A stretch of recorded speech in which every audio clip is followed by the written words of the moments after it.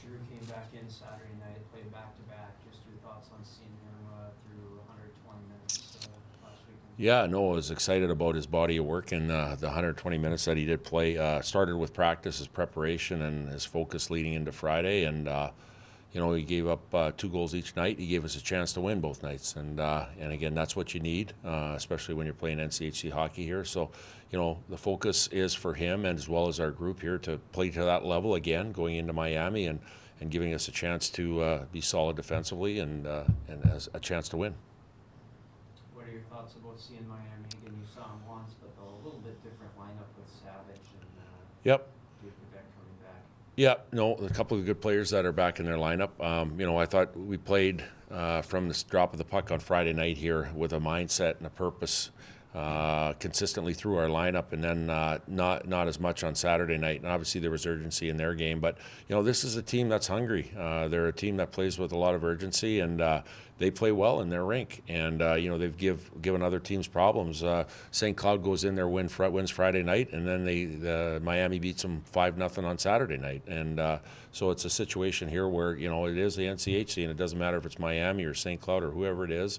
You're in for a battle, and again, the onus is on us to set the pace, the tempo, and the consistency in our group to try to have a successful weekend here.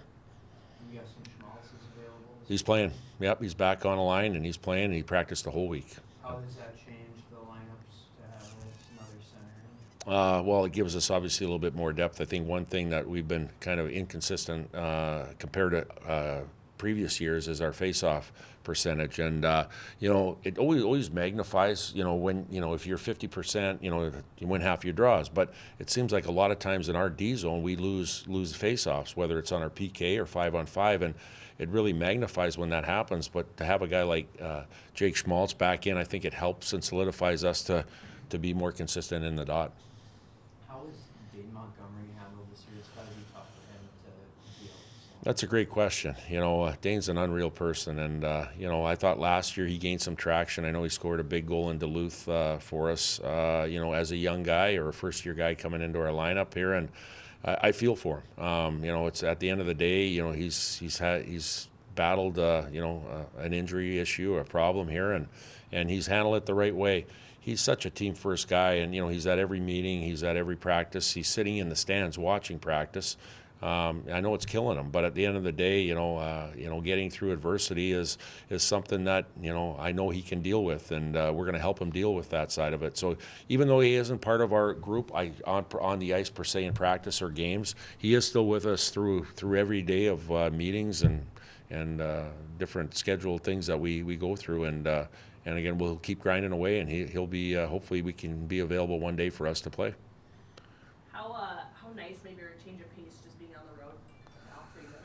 Yeah, no, I think it gives us an opportunity to obviously leave tomorrow on a Thursday, get into a routine of getting in there and getting a good practice in, and then just focusing on the games on Friday and Saturday. And like I said earlier, it's been obscure this year a little bit in the fact that we were at home for a while, then we went on the road for a while, home for a while, and now we're going on the road here for our next 2 series with a break in between.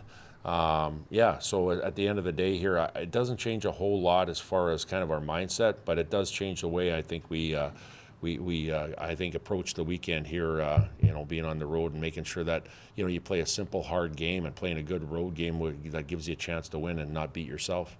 As much as you've been preaching defense and goaltending, shots on goal, just the consistency of the whole game, is that something that you guys are working on with Miami too? Yeah, for sure. I think the mindset is keeping the puck out of your net, because obviously defense wins games, and offense you have to score goals. We didn't score enough on Saturday night to do that. But at the end of the day, you still have to try to create, and part of creating is getting through the neutral zone, making offensive entries, and once you get in the offensive zone, then having a mindset to have pucks get to the net, have a guy, and again, I think that's an area where we need to keep working on getting guys to net front and making it tough on the goaltenders to see pucks and get those secondary opportunities.